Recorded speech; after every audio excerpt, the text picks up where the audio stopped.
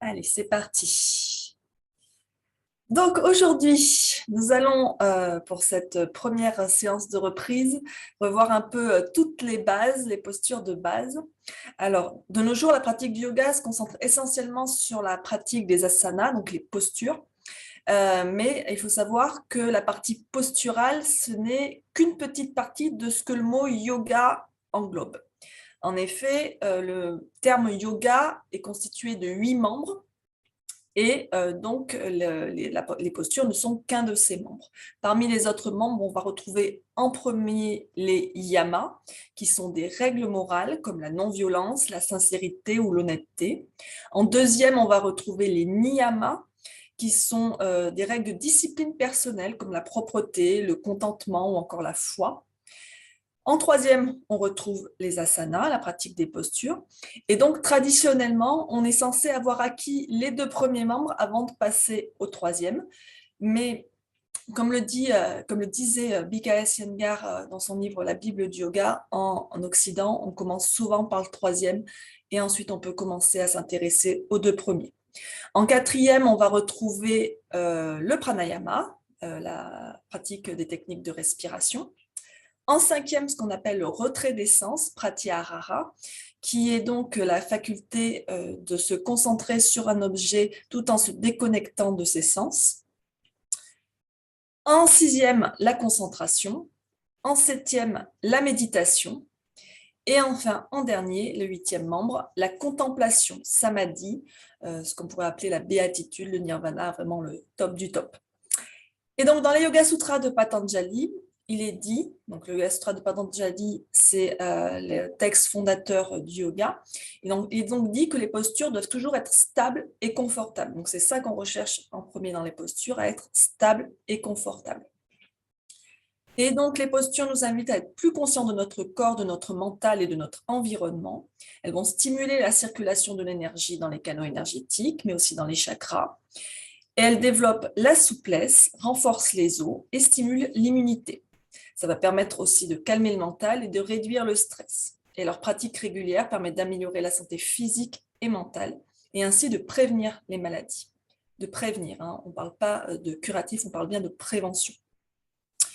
Une fois assimilée, donc la pratique des asanas devient un exercice de concentration et de méditation. Donc, une fois qu'on a bien réussi à être stable et confortable dans une posture, le but, c'est vraiment d'arriver à un état méditatif dans la posture. Alors, il existe des centaines de postures. On peut trouver des livres notamment qui décrivent, moi j'en ai un ici, qui décrit 2100 asanas. Alors, si on cherche bien, on en trouve certainement plus. Il y a quand même beaucoup parmi ces asanas qui sont des variations autour d'une même posture. Et donc, il faut savoir que... Ah, c'est 330 exercices de yoga. C'est bien. Mais donc, dans la plupart des cours de yoga, on va retrouver les mêmes postures, surtout en niveau débutant. Et on varie simplement la façon dont elles s'enchaînent. Et des fois, on va varier juste la position d'un bras ou quelque chose comme ça. Donc, il est important de se familiariser avec ces postures de base, qui sont environ 15-20, pour pouvoir ensuite, quand on est bien familier avec ça, pouvoir les répéter sereinement à la maison, une fois que vous n'êtes plus avec le professeur pour vous corriger. Donc, voilà. Et bien sûr, quand je commence le cours, c'est l'heure où le chat décide d'aller à la litière. Donc, si vous entendez gratter derrière, c'est ça. Et donc, on va commencer cette séance par quelques petits exercices de respiration. Je vous propose de commencer avec Puraka Kumbhaka. Donc, Kumbhaka, ça veut dire la rétention. Mais pour commencer, avant d'installer un temps de rétention, on va juste commencer par inspirer et expirer en comptant jusqu'à 6 ou 8 à chaque fois. Donc, on inspire en comptant jusqu'à 6 ou 8. On expire en comptant jusqu'à 6 ou 8. Et on va faire ça 5 fois pour commencer. C'est parti. On respire bien par le nez, à l'inspire et à l'expire.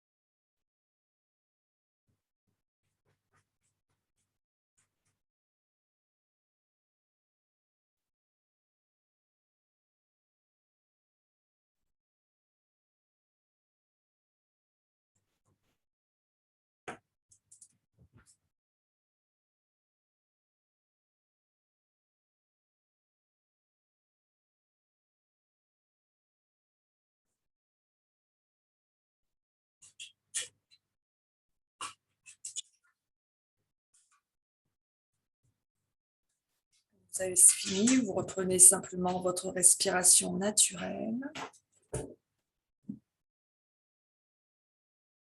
Observez déjà avec le fait d'amener l'attention sur la respiration, comme vous êtes sûrement déjà plus calme.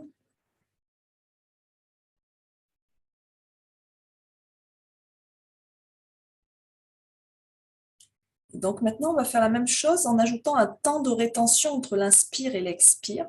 Donc on va inspirer en comptant toujours jusqu'à 6 ou 8, bloquer le souffle avec les poumons pleins, toujours en comptant jusqu'à 6 ou 8, et ensuite expirer en comptant jusqu'à 6 ou 8.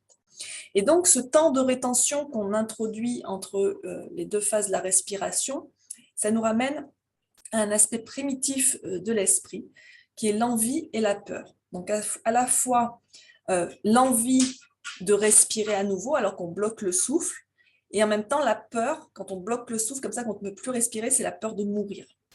Et alors cette pratique va nous rappeler que là, en l'occurrence, on n'est pas en train de mourir, vous n'êtes pas en train de vous noyer, et donc on peut observer l'envie de respirer qui émerge, on essaye de se relaxer, et d'observer ce qui se passe dans le mental pendant qu'on bloque le souffle, justement.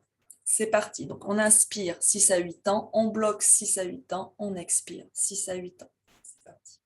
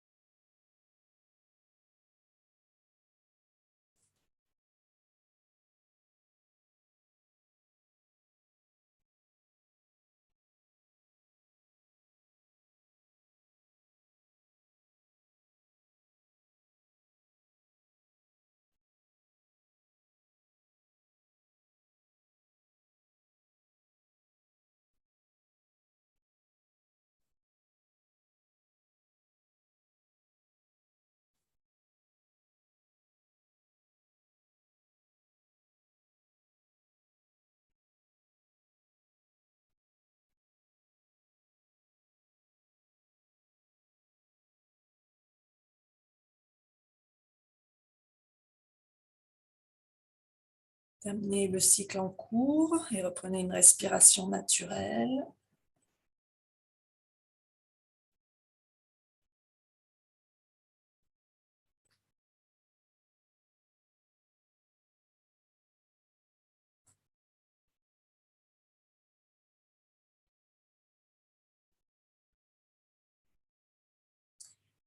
Et on va maintenant continuer avec un petit peu de respiration Ujjayi. Donc la respiration Ujjayi, cette respiration où on contracte l'arrière-gorge. Donc comme quand vous bâillez ou quand vous voulez faire de la buée sur un miroir.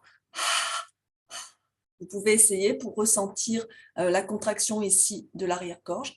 Et donc, on essaye de reproduire cette sensation, mais bouche fermée. Et donc, on inspire et on expire en contractant l'arrière-gorge. Ça donne une respiration un petit peu sonore, qu'on appelle souvent respiration de l'océan, parce que ça fait comme le bruit des vagues qui vont et qui viennent. On peut aussi l'appeler, d'un point de vue plus humoristique, la respiration de Dark Vador, puisque ça donne quelque chose d'un peu sonore. Mais toutefois, il faut faire attention, ça ne doit pas être trop sonore. C'est-à-dire, si on s'approche de vous, on vous entend, mais quelqu'un à l'autre bout de la pièce ne doit pas vous entendre. Si c'est le cas, c'est que vous forcez trop et vous risquez de vous faire mal aux cordes vocales. Donc, il faut bien faire attention à ça. Et donc, on va inspirer en comptant jusqu'à 10 en contractant l'arrière-gorge et expirer de la même façon en comptant jusqu'à 10. Si vous ne pouvez pas aller jusqu'à 10, vous comptez jusqu'à 8 ou jusqu'à 6 si c'est confortable pour vous, mais essayez d'avoir l'inspire et l'expire qui soient de temps égaux. C'est parti.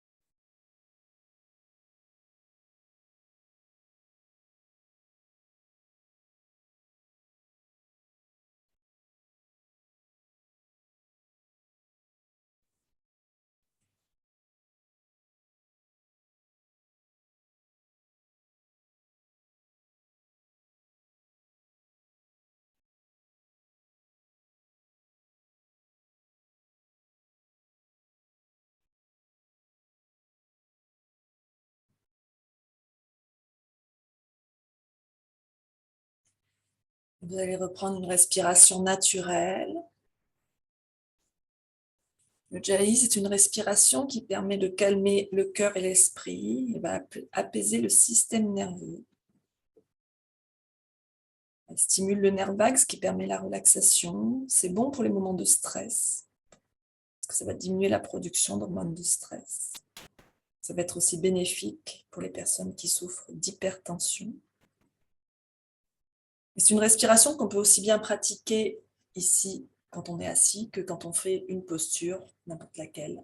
On peut respirer aussi de cette façon. Voilà, je vais passer sur le tapis. Hop.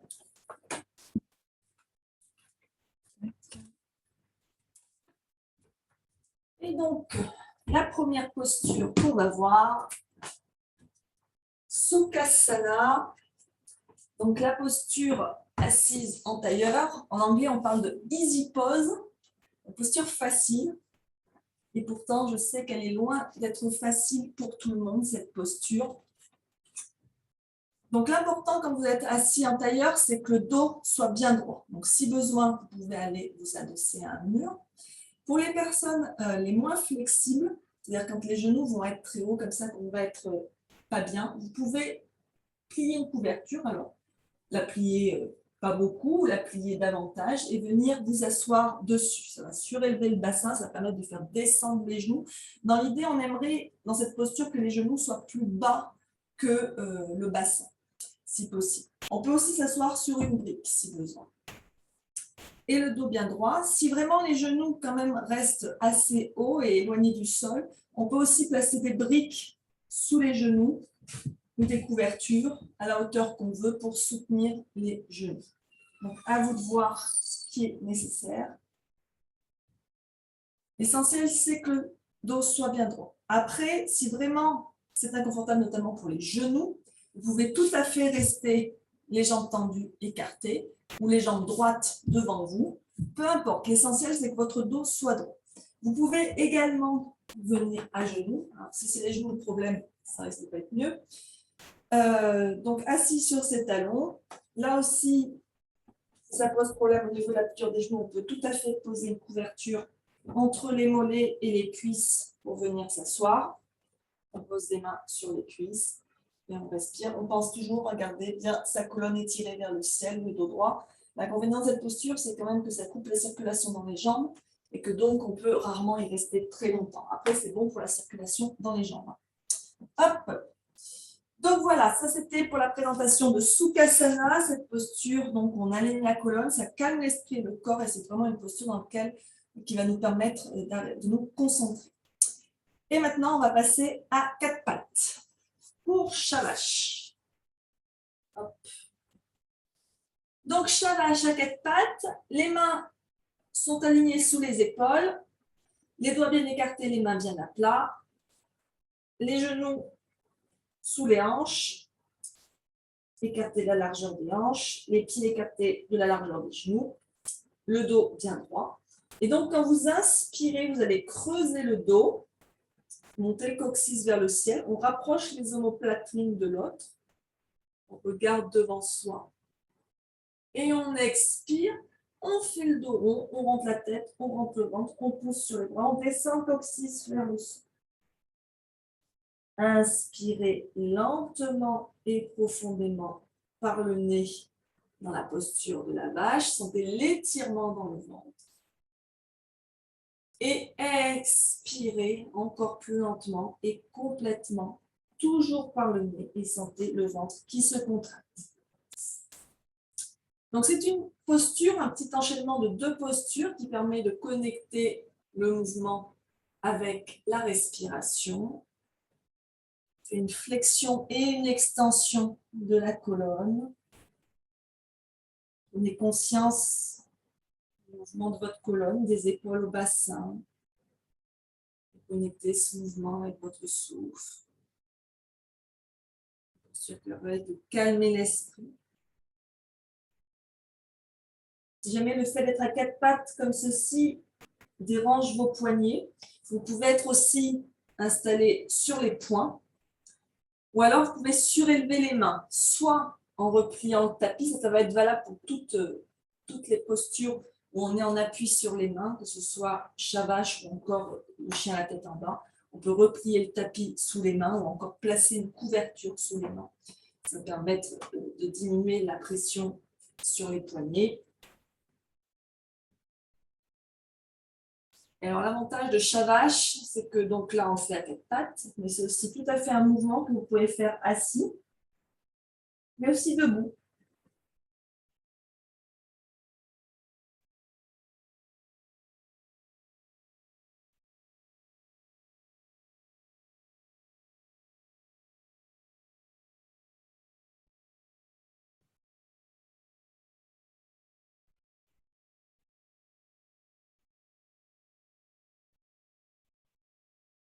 Vous allez revenir le dos neutre, parallèle au sol.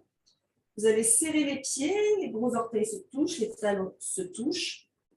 Vous allez reculer les fesses vers les talons et venir étirer les bras loin devant et poser le front au sol en balasana, la posture de l'enfant. Les genoux peuvent être serrés ou écartés comme vous préférez. Et on respire bien dans cette posture. C'est une position dans laquelle venir quand on se sent submergé, stressé, qu'on a besoin de calme. Dans le cadre d'un cours collectif, c'est aussi la posture dans laquelle venir quand il y a une posture que vous ne pouvez pas ou que vous ne voulez pas faire, ou quand vous avez besoin d'une pause. Le fait d'avoir le front posé au sol, ça va permettre de calmer le système nerveux. Ça relâche le stress, l'anxiété, la fatigue. On a aussi une flexion avant qui permet de masser les organes internes. On étire le bas du dos, les hanches. Et le fait d'avoir les bras étirés loin devant, ça va ouvrir la poitrine aussi. On augmente la flexibilité de la colonne. Si jamais on n'arrive pas à poser le front au sol, on peut prendre une brique, une couverture et poser le front dessus.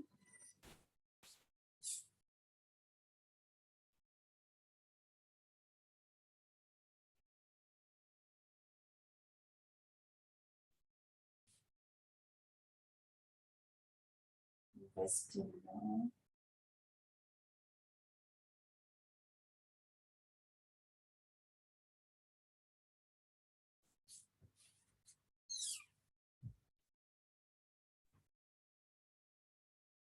On inspire, on va repasser à quatre pattes et passer en chien à la tête en bas. Donc, on repasse à quatre pattes exactement comme on était précédemment pour chat vache.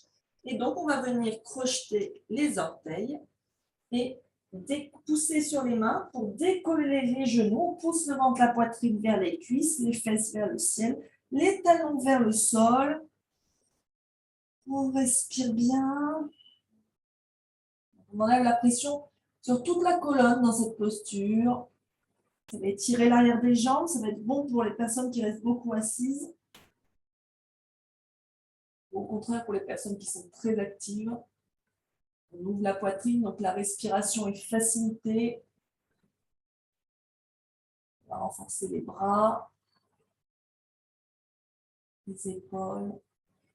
Et vous remarquerez qu'on est dans une légère inversion. Donc, ça va favoriser la circulation du sang dans la tête. Ça va avoir un effet calmant. Et pensez bien à bien amener le poids dans les pieds. On pousse les talons vers le sol et dans le bassin. On pousse les fesses vers le ciel. Ça va diminuer la pression sur les mains et sur les épaules. Si vous ressentez trop de pression au niveau des épaules, sur la ceinture scapulaire, vous pouvez placer une brique sous chaque main. Vous pouvez faire marcher le chien aussi en pliant un genou, puis l'autre, et en approchant le talon opposé du sol.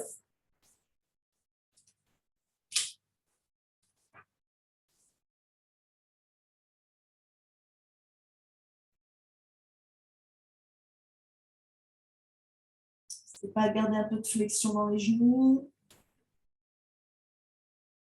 On regarde sur le sol ou sur le nombril.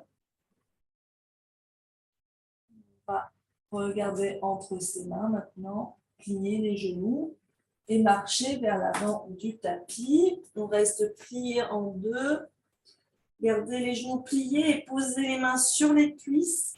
Et vous allez pouvoir dérouler votre dos vertèbre par vertèbre, la tête en dernier.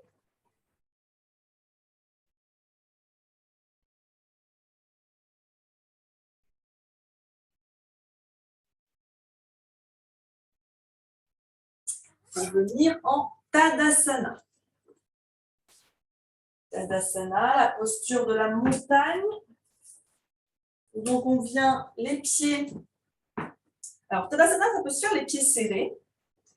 Ça peut se faire les pieds écartés de la largeur du bassin. Donc, je rappelle, la largeur du bassin, c'est à peu près la largeur d'un de vos pieds, la longueur d'un de vos pieds, ou encore quand vous avez les pieds serrés, vous faites les pieds à 10h10 et vous les ramenez parallèles. C'est à peu près la largeur du bassin.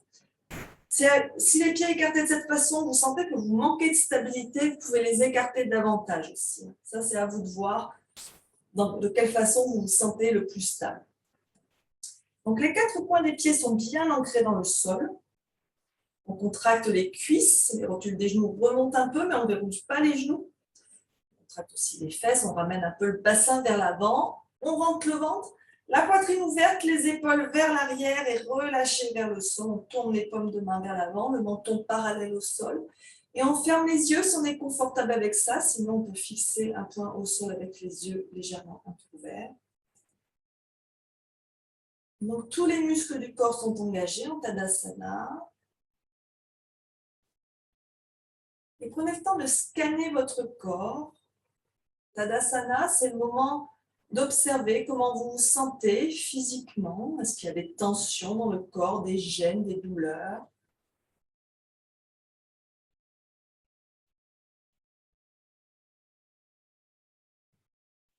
Observez aussi comment vous vous sentez émotionnellement. Il y a une émotion qui domine ce matin ou qui a dominé ces jours-ci. Donc, toutes ces informations vont vous servir pour savoir sur quoi vous concentrer pendant votre pratique.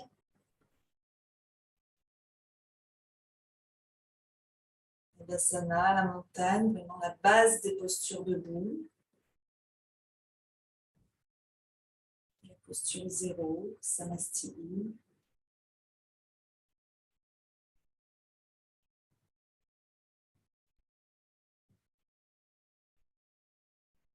On va doucement ouvrir les yeux. Commencer à aller explorer les postures debout, donc les postures qui permettent d'échauffer le corps, de le réveiller. Donc, on va commencer par des postures en rotation externe de la hanche, c'est-à-dire le triangle et le guerrier 2. Donc, pour commencer, vous allez reculer la jambe gauche. Vous allez venir les pieds parallèles dans la longueur du tapis. Hop. Et donc là, vous allez regarder, en tendant les bras, que à peu près vos chevilles soient sous vos poignets. Ça vous donne l'écartement de vos jambes. On ramène les mains aux hanches quand on a pris sa mesure. Et donc, on va tourner le pied droit perpendiculaire au bord avant du tapis. Et le pied gauche, juste les orteils légèrement rentrés vers l'intérieur, de manière à ce que le bassin, la poitrine restent bien tournés face au côté long du tapis. Les deux jambes bien tendues, les genoux déverrouillés. Donc, on n'hésite pas à bien déverrouiller son genou droit, surtout. Pas à le plier, juste le déverrouiller. Donc, ce n'est pas fléchir. Et on inspire, on va lever les bras parallèles au sol. Et on expire, on va pousser pousser le bassin vers l'arrière et étirer la colonne vers l'avant et fléchir sur la jambe droite en Trikonasana. La main gauche tendue vers le ciel, le regard sur le majeur de la main gauche, bien la paume de la main tournée du même côté que la poitrine. Si ce n'est pas confortable pour vous de regarder vers le ciel, vous regardez là où c'est confortable. Et la main droite peut se poser sur la cuisse, sur la cheville, au sol ou encore sur une brique qu'on pose à côté du pied. Si vous posez la main sur le tibia, n'appuyez pas de tout votre poids avec votre main. Et alors, le défi dans cette posture, c'est surtout de ne pas se laisser guider par son ego, parce que l'ego va nous conduire à vouloir à tout prix aller toucher le sol. Et souvent, bien quand on n'a pas la flexibilité nécessaire, le sol, on peut arriver à le toucher, Mais par contre, on va complètement refermer la posture, alors que c'est une posture qui va ouvrir la poitrine et ouvrir le bassin. Donc, ne pas se laisser mener par son ego. On peut tester en se mettant dos à un mur pour bien garder la posture ouverte.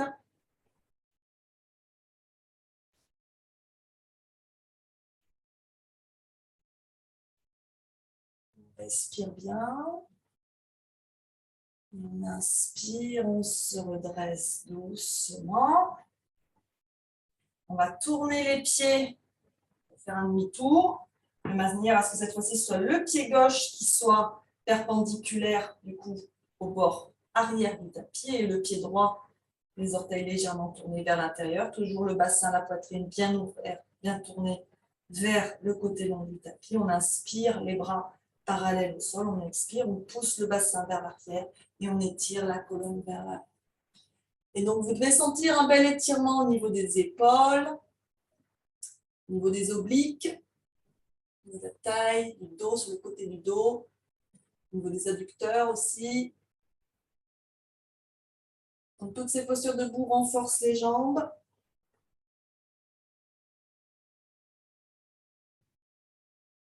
Sentez-vous fort, équilibré, ouvert. On étire la colonne.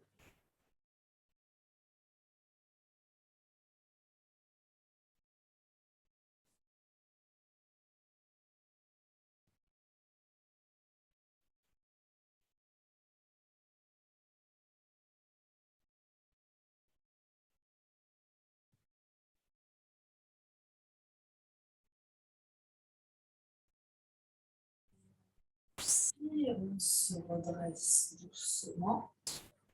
On va tourner à nouveau les pieds comme ils étaient précédemment. Et cette fois-ci, on va plier le genou droit au-dessus du talon droit. Donc, pour cette posture du guerrier 2, dans l'idée, on aimerait que la cuisse soit bien parallèle au sol. Si c'est trop intense, bien sûr, on peut déplier un peu le genou ou rapprocher le pied. Faites attention que le genou soit bien au-dessus du talon et qu'il ne dépasse pas la cheville. Vous devez toujours pouvoir voir vos orteils au-delà de votre genou. La poitrine, le bassin toujours tourné du côté long du tapis. Faites attention que le poids soit équitablement réparti entre vos deux pieds. On contracte l'intérieur des cuisses comme si on voulait les rapprocher. On rentre le ventre. On fait attention de ne pas cambrer. On ramène un peu le bassin vers l'avant. La colonne bien étirée vers le ciel. Les bras parallèles au sol, les mains alignées à hauteur d'épaule, on rapproche les omoplates et le regard posé sur le majeur de la main droite pour ce guerrier 2. Inspirez bien.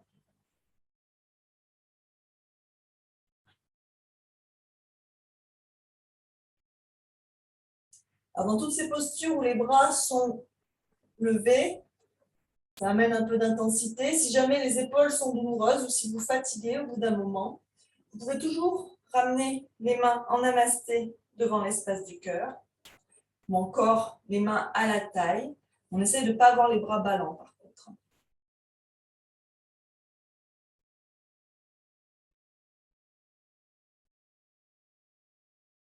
Et on va relâcher les bras un instant, les mains à la taille.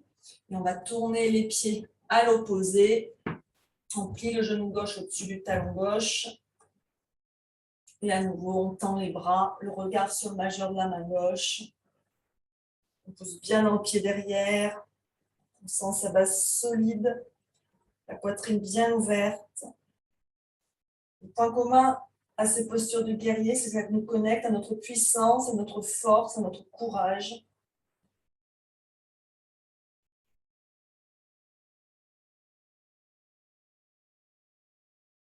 Sentez-vous stable.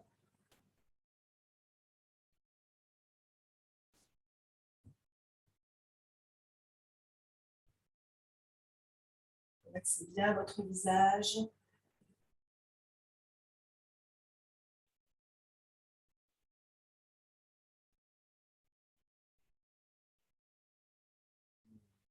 Relâche. Et on va ramener les pieds à l'avant du tapis. On revient un instant au Tadasana. Connectez-vous bien à votre souffle, observez. Votre ressenti.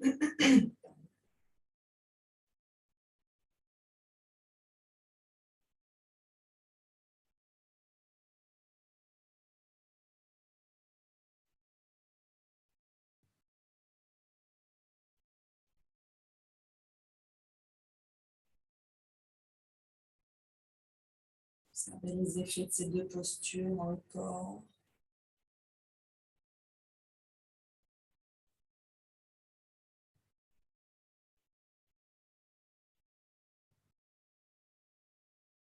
On va doucement rouvrir les yeux pour venir dans la posture de l'arbre. Donc, on pose les mains à la taille un instant.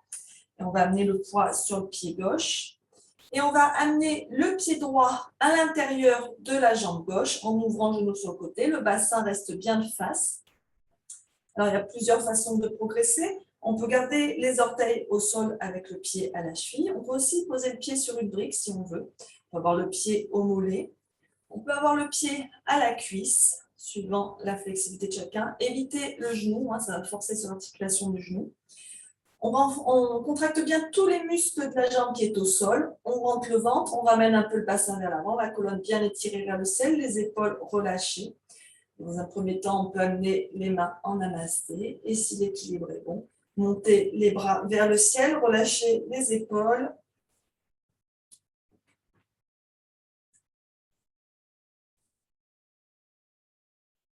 Donc la posture de l'arbre, un bon challenge pour les hanches, pour l'équilibre, pour la stabilité. Pour les chevilles et pour les pieds, vous sentez peut-être la cheville, le pied qui chancelle. Sentez la force, l'ancrage dans cette posture. Restez bien centré sur votre souffle. Fixez un point au sol ou à l'horizon, quelque chose d'immobile.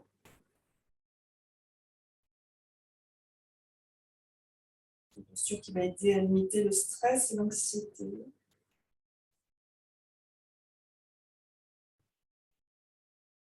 Si on tombe, ce n'est pas grave. On remonte dans la posture, quelques respirations encore.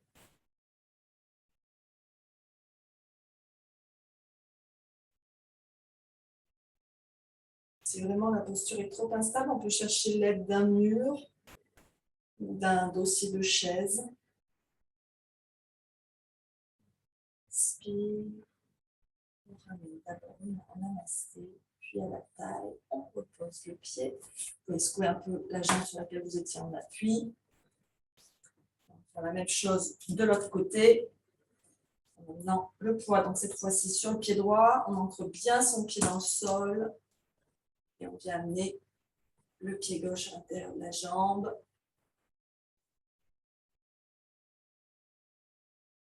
Posture qui permet de ralentir. D'augmenter la confiance en soi, l'estime de soi. Sentez-vous grand et fier dans cette posture. Se connecte à sa respiration. On gagne en concentration petit à petit et en clarté.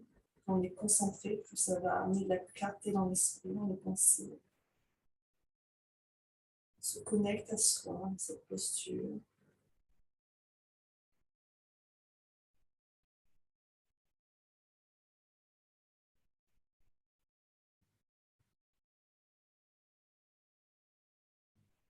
Inspire.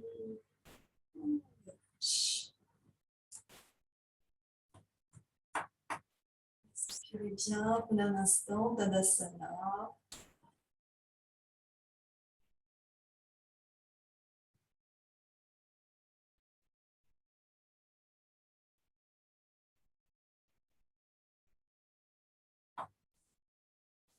Donc tout à l'heure, je vous disais qu'on voyait les postures, donc le triangle et le guerrier 2 qui sont des postures en rotation externe de la hanche. On va maintenant voir les postures en rotation interne de la hanche, en l'occurrence ici la fente haute et le guerrier 1, pardon.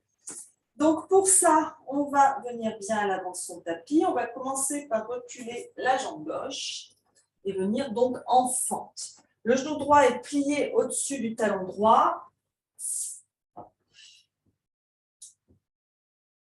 Le talon gauche est bien dans l'alignement de la jambe, c'est-à-dire qu'on n'a pas le talon tourné vers l'intérieur. Hein. On pousse dans le talon derrière. Si jamais c'est trop intense, vous pouvez tout à fait venir poser le genou gauche au sol. C'est une posture qui nécessite aussi de trouver son équilibre, sa stabilité. Si besoin, vous pouvez écarter davantage le pied droit sur le bord droit du tapis pour plus de stabilité, plus d'équilibre. Les mains peuvent rester à la taille avec les coudes bien vers l'arrière, les épaules vers l'arrière. Vous pouvez aussi venir avec les bras en cactus, donc les coudes à hauteur d'épaule et les avant-bras et les bras qui forment un angle de 90 degrés, ou encore les bras tendus vers le ciel, les épaules relâchées, suivant ce qui est confortable pour vous. Si au bout d'un moment les épaules deviennent trop douloureuses, vous pouvez ramener en namasté ou redescendre d'un cran. Trouvez votre équilibre, votre stabilité. Et de la même façon, si au bout d'un moment la cuisse de devant commence à fatiguer, vous pouvez faire un petit mouvement pour venir tendre un peu la jambe, pour détendre la cuisse, et ensuite revenir dans la flexion. Donc ça, la fente haute, c'est vraiment une posture qui va réchauffer. Ça apporte de la chaleur, de la force dans le corps, et ça prépare donc pour des postures un peu plus intenses. On utilise les muscles de tout le corps, on étire la colonne vers le ciel et légèrement vers l'arrière. On construit son équilibre.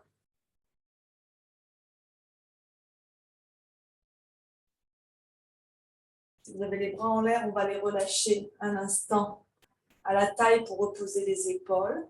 Et on va passer au guerrier 1. Donc, si vous avez bien les mains à la taille, sentez bien la position de votre bassin. Et pour le guerrier 1, on va juste venir poser le talon gauche au sol, mais sans que le bassin se tourne. C'est-à-dire que le pied gauche est bien à 45 degrés, ce qui est différent par rapport à tout à l'heure en guerrier 2 où il était plutôt à 5-10 degrés. Donc le bassin bien face au petit côté du tapis, toujours le genou droit plié au-dessus du talon droit. Et donc sur un inspire, les bras vers le ciel. Ces postures du guerrier, on pense force, puissance, courage.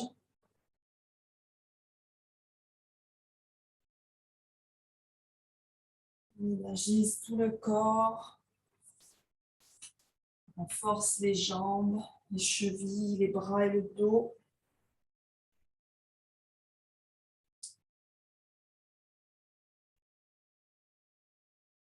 On améliore son équilibre, sa stabilité. Regardez devant vous.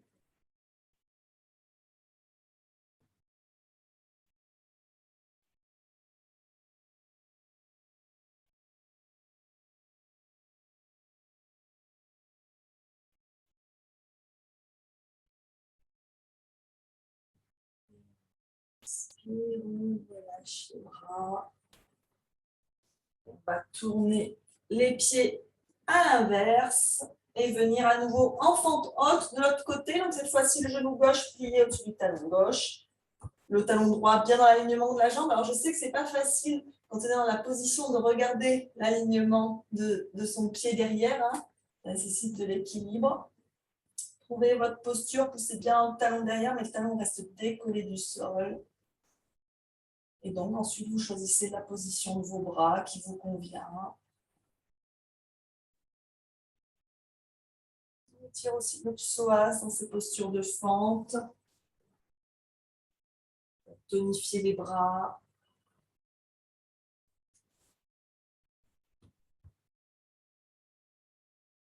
Inspirez bien, n'hésitez pas à poser le genou derrière si c'est trop intense.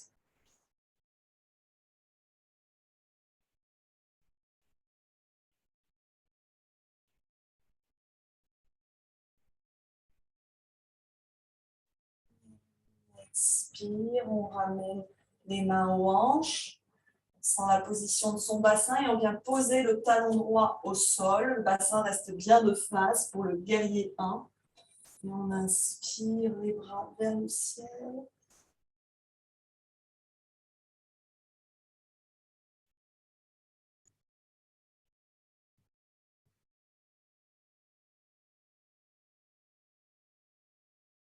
On respire bien, toujours par le nez. lentement et profondément.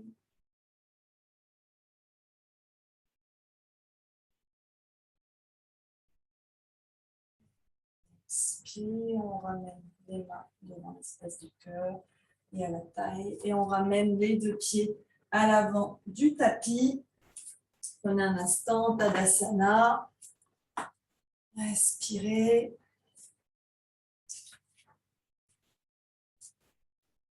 Connectez-vous à votre souffle, observez les sensations dans le corps.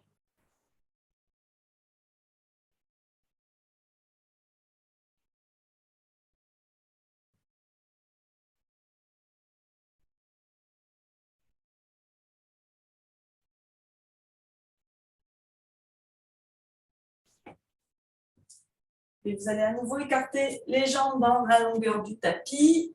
Les pieds parallèles, les orteils légèrement rentrés vers l'intérieur. Les mains à la taille dans un premier temps. On va inspirer le dos bien droit et expirer, fléchir vers le sol en Prasarita Padottanasana. Vous pouvez poser les mains sur la même ligne que les pieds. N'hésitez pas à plier les genoux si nécessaire. On relâche bien le sommet du crâne en direction du sol. Respirez. Si vous avez du mal à toucher le sol avec les mains, n'hésitez pas à écarter davantage les jambes. Ou alors, vous pouvez utiliser une brique ou un livre ou une couverture pour poser les mains et pour les soutenir. Donc, dans cette posture, on effectue un étirement doux de l'arrière des jambes. Ça va encourager la flexibilité. On a toujours les effets d'une légère inversion. Maintenant, le sang vers la tête. Sérénité et confiance, ça va calmer le système nerveux, relâcher l'anxiété, le stress, la fatigue et toutes les émotions désagréables. On étire le bas du dos, on relâche, on étire les hanches, les adducteurs, on relâche toute la colonne.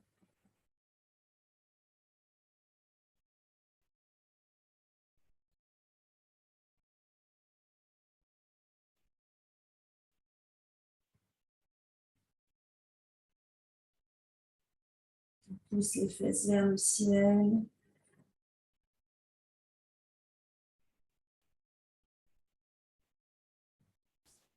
On va inspirer, regardez devant soi, venez sur le bout des doigts, regardez devant vous. Et vous allez vous tourner vers l'avant du tapis, les pieds tournent avec vous et vous allez passer en planche. Donc les mains sous les épaules, on contracte bien les abdos, on arrondit le haut du dos, on contracte les fesses, les cuisses, on pousse dans les talons. Si c'est trop intense, on pose les genoux. Les genoux sont légèrement à l'arrière du bassin dans ce cas-là. On peut aussi, si on le souhaite, placer une brique entre les cuisses, hop, pour bien apprendre à serrer les cuisses. Si c'est douloureux sur les poignets, on peut doubler le tapis ou placer une couverture sous les mains, ou encore vous pouvez aussi faire la posture en étant sur les avant-bras avec les coudes sous les épaules. Et on respire bien. On amène le poids sur les mains, là tout le corps travaille. Il n'y a pas que les abdos, une sensation de puissance, on attise le feu à l'intérieur. Et on pose les genoux. Prenez un instant en posture de l'enfant, Balasana. Connectez-vous à votre souffle.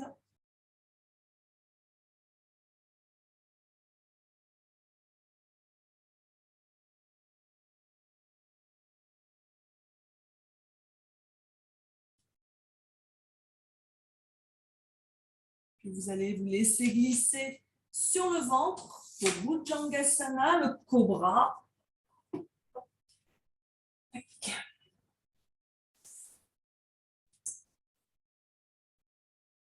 La posture du cobra, c'est une posture qui est un bon antidote si on a tendance à se voûter un peu. Donc en cobra, les pieds peuvent être serrés ou légèrement écartés suivant ce que vous allez ressentir au niveau lombaire. On va venir placer les mains sous les épaules. On rabat bien les coudes contre le buste. On va contracter les cuisses de manière à ce que les genoux décollent du sol, les genoux, hein, pas les pieds. Et donc, on va décoller la tête et les épaules et la poitrine du sol.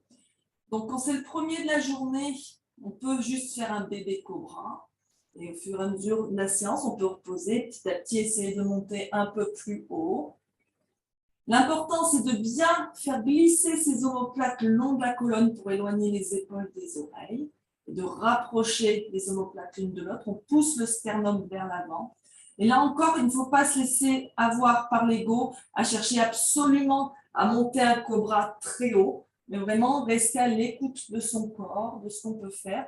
Et surtout, bien penser, le plus important que de monter haut et de faire une flexion arrière profonde, le plus important, c'est de bien garder cette position des épaules, éloigner les oreilles et rapprocher les omoplates l'une de l'autre et pousser le sternum vers l'avant.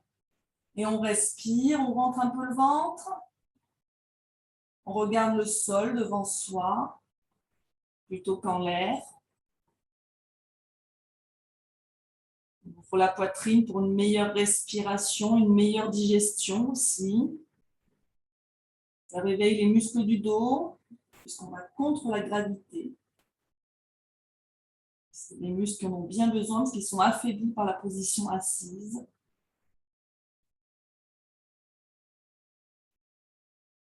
Et on relâche. Vous allez faire un tas avec vos mains pour poser votre front dessus.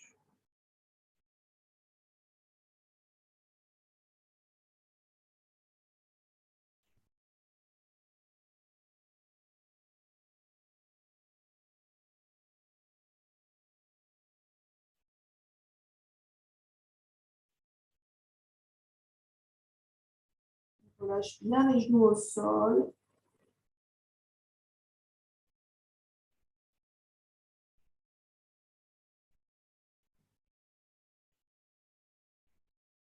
Et on va rouler sur le dos pour passer au demi-pont.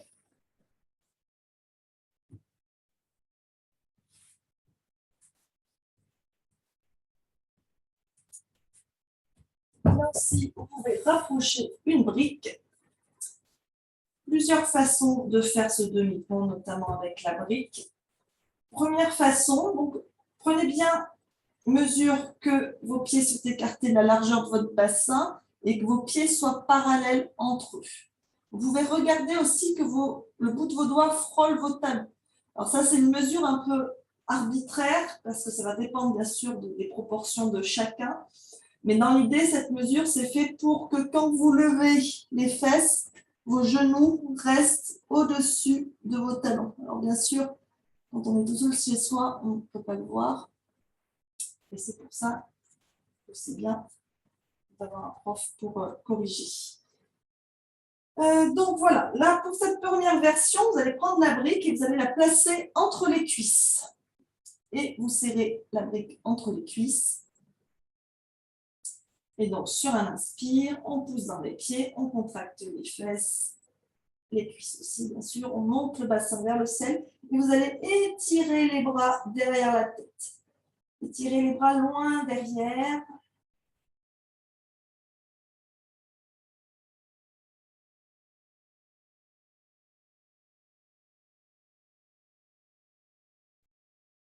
Posture aussi va permettre de renforcer le dos, de tonifier les abdos. On pousse des fesses, des cuisses.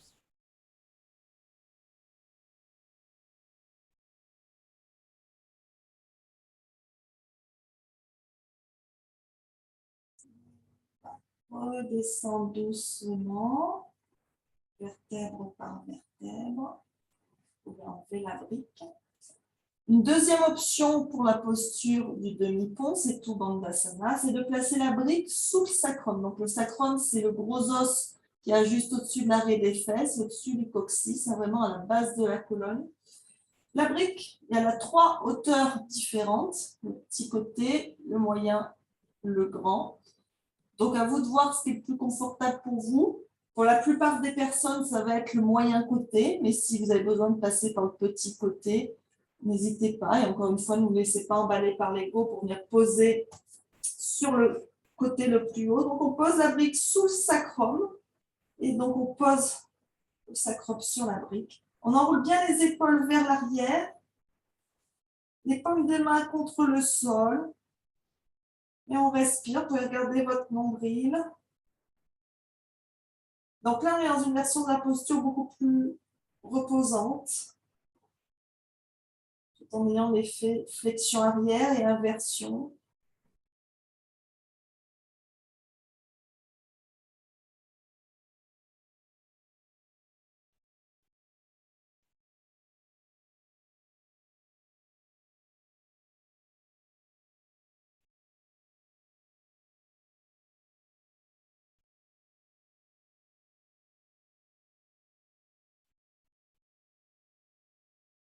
Donc dans cette version, on peut rester plusieurs minutes. On peut même aller jusqu'à 5 minutes si on veut.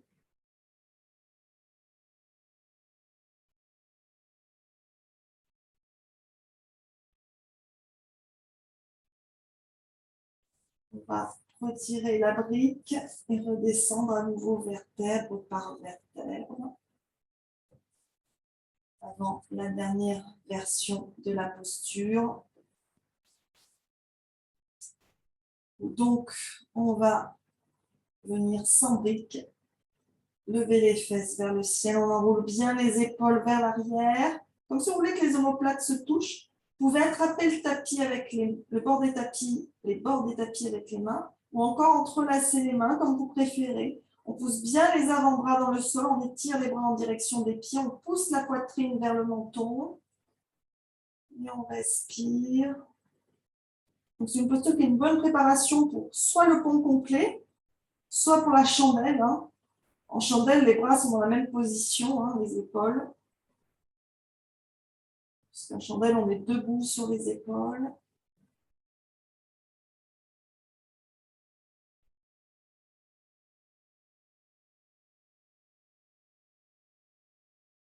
On va dénouer les mains, dérouler les épaules et on va descendre le bassin doucement vers le sol. Vous pouvez étendre les jambes un peu, vous pouvez détendre.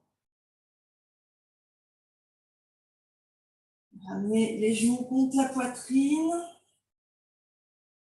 Un instant, vous pouvez vous balancer de droite à gauche. Faire des cercles avec les genoux, des petits cercles, des grands cercles dans un sens, dans l'autre.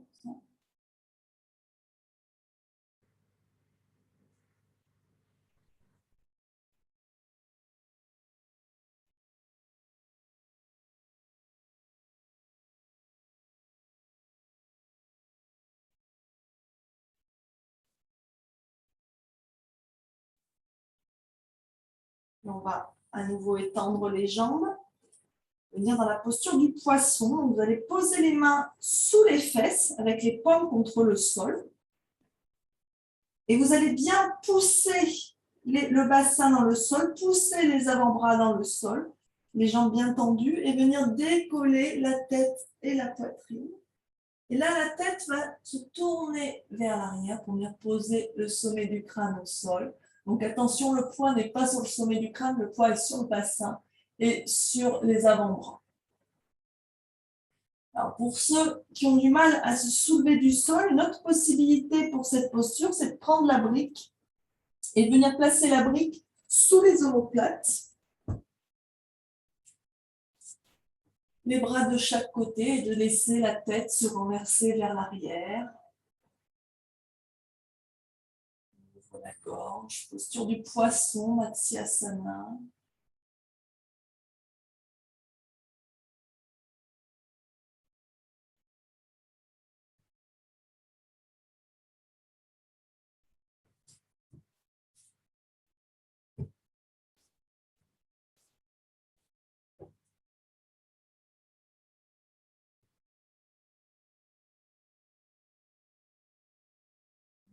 La poitrine. On va dérouler doucement la tête. Revenir allonger. Ramenez à nouveau les genoux contre la poitrine.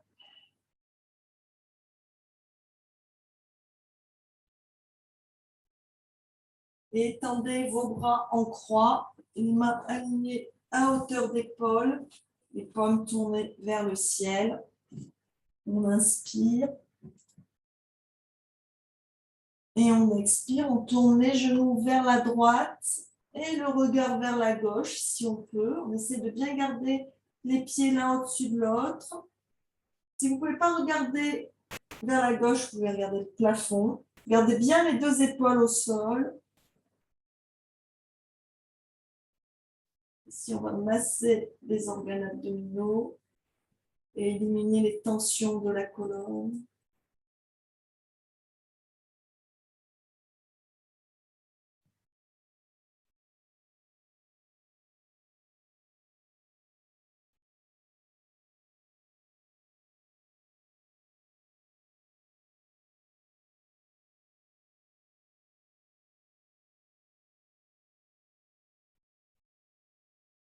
Inspirez, revenez au centre et expirez de l'autre côté.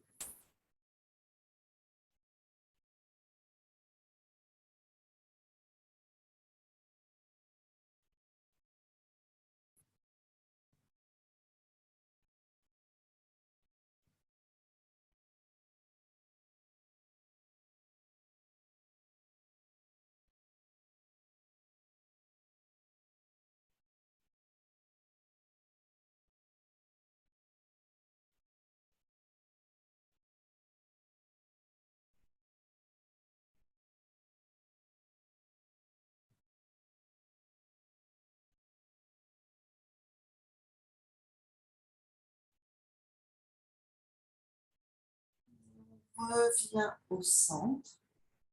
Reposez les pieds au sol, mais gardez les genoux pliés, les pieds serrés, et vous allez laisser les genoux s'ouvrir de chaque côté, les plantes de pieds l'une contre l'autre en Supta Baddha Konasana, les talons aussi près que vous pouvez des fesses.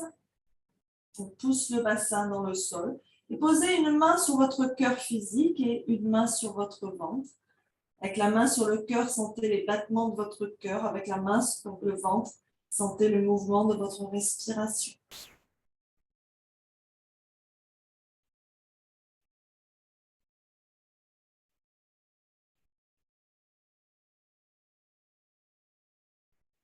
Vous pouvez fermer les yeux.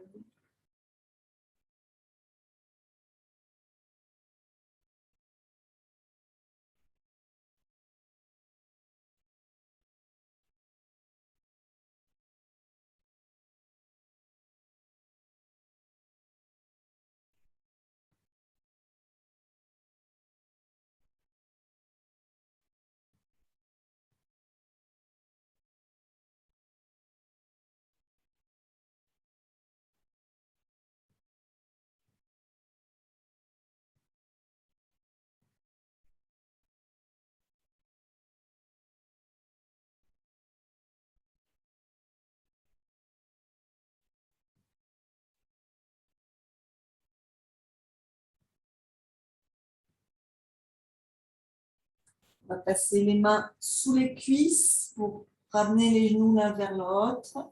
Étendez les jambes. Et venez vous installer pour Shavasana, la relaxation finale. Donc, si vous avez besoin de vous recouvrir, de vous rhabiller, n'hésitez pas, c'est le moment. Vous êtes prêts, vous vous allongez donc au sol, sur le dos, dans une posture confortable pour vous.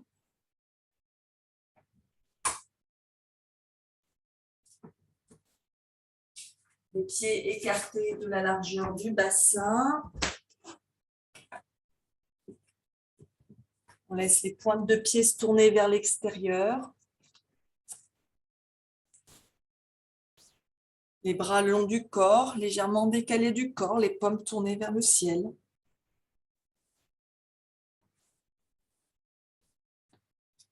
Fermez les yeux.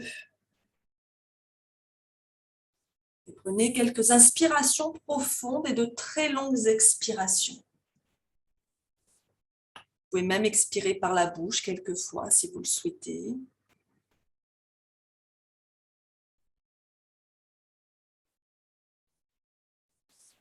Observez votre respiration qui entre et qui sort de votre corps.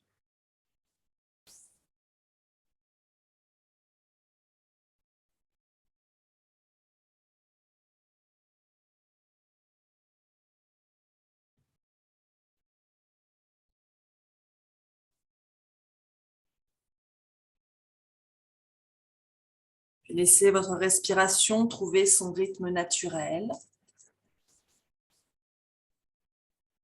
N'essayez pas de la contrôler. Soyez juste conscient de la façon dont elle se produit naturellement.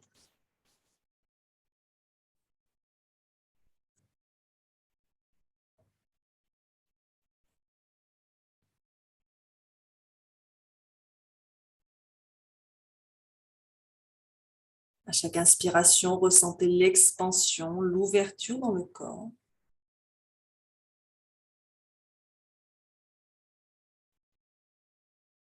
Et à chaque expiration, une sensation de détente et de tranquillité.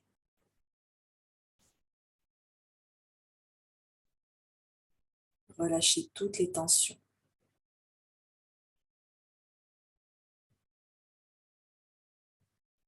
À chaque expiration, lâchez un peu plus le poids de vos bras, de vos jambes, de votre tête, de tout votre corps. Permettez-vous de faire pleinement confiance à la surface sur laquelle vous êtes allongé. Vous êtes dans un endroit sûr ici, rien ne peut vous arriver. Et à chaque expiration, laissez votre corps s'enfoncer encore un peu plus profondément dans le sol. Laissez-vous aller complètement à la gravité.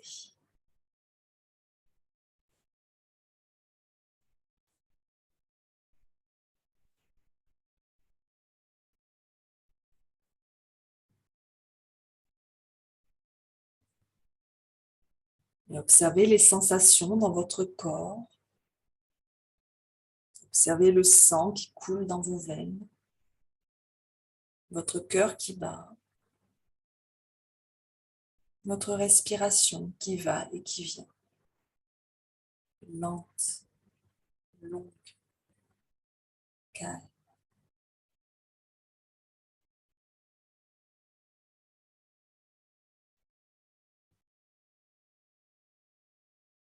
Examinez votre corps et peut-être remarquez-vous une sensation de chaleur ou de picotement dans certaines zones de votre corps, peut-être dans vos mains ou dans vos pieds ou ailleurs.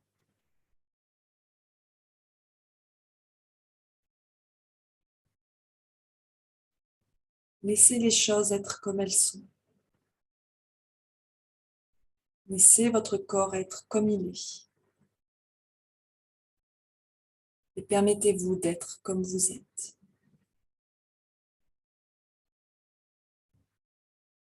Notez votre respiration quand elle entre et sort de votre corps. Restez conscient que vous respirez.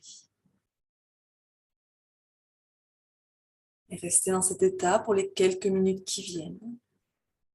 Permettez à votre corps de ressentir les effets et les bienfaits de votre pratique. Et restez centré sur votre souffle pour les quelques minutes qui viennent.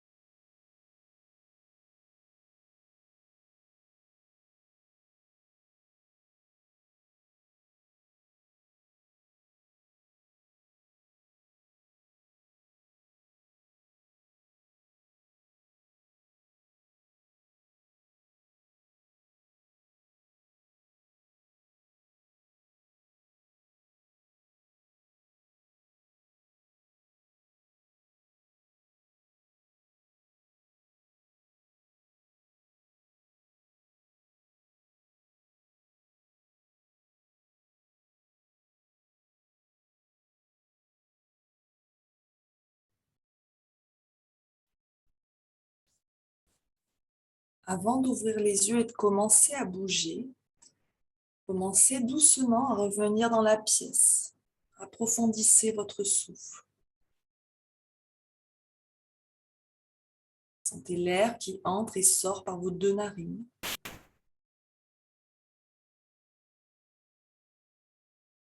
Et observez comment vous vous sentez maintenant par rapport au début de la pratique.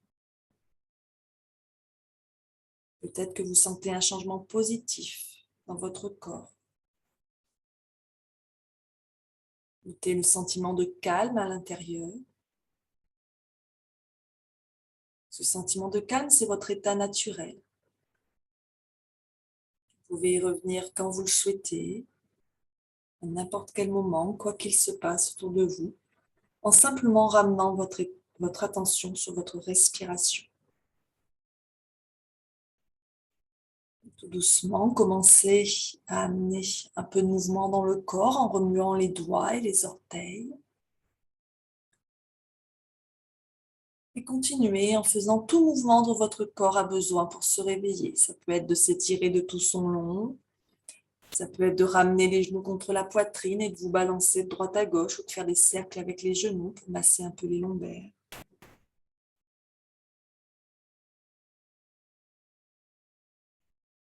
Et quand vous vous sentirez prêt, vous pourrez rouler sur le côté droit en position fétale en utilisant votre bras droit comme un oreiller. Prenez le temps de respirer dans cette position.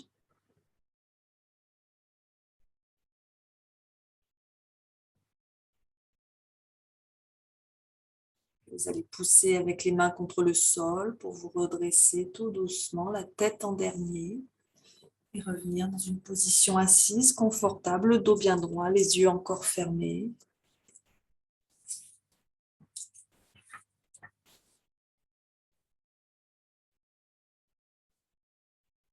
On va terminer par une courte méditation. Vous allez amener votre attention sur votre respiration et vous allez simplement compter vos respirations. C'est-à-dire quand vous inspirez et expirez, ça compte pour 1. Puis à nouveau, on inspire, on expire, ça compte pour 2. Et ainsi de suite, vous comptez jusqu'à 10. Quand vous arrivez à 10, vous recommencez de 1 à 10. Si jamais vous allez plus loin ou si vous vous perdez en route, c'est pas grave. Ramenez simplement votre attention sur votre souffle et recommencez à compter de 1 à 10.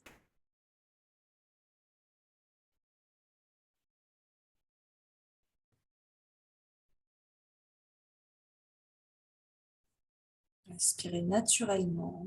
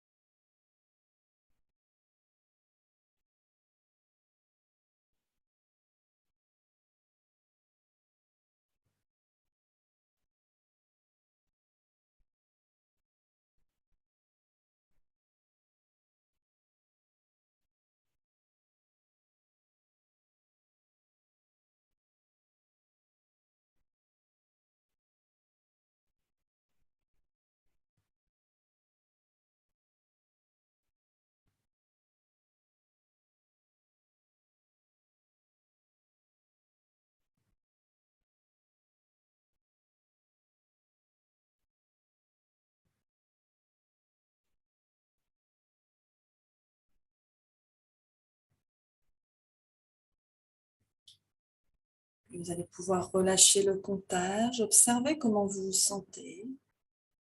La méditation permet de réguler le rythme cardiaque et la tension. Cela améliore la concentration, augmente la conscience du soi et diminue le stress.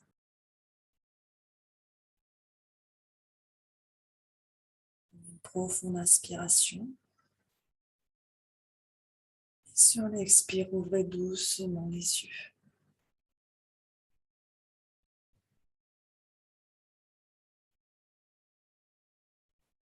Amène les mains en namasté devant l'espace du cœur.